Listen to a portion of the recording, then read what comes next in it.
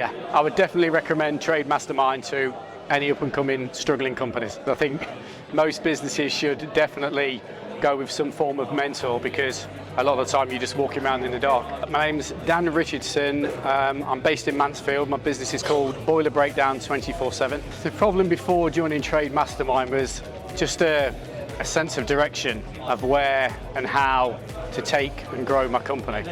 Trade Mastermind helped me by just basically giving me the stepping stones and the timings of when and the structure and how to grow, move forward and eventually push my company from the rear instead of working on the tools myself.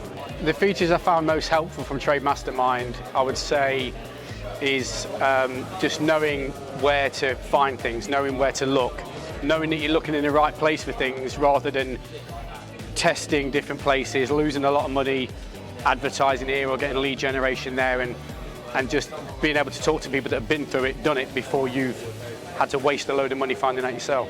Yeah, I would definitely recommend Trade Mastermind to any up-and-coming struggling companies. I think most businesses should definitely go with some form of mentor, because a lot of the time you're just walking around in the dark.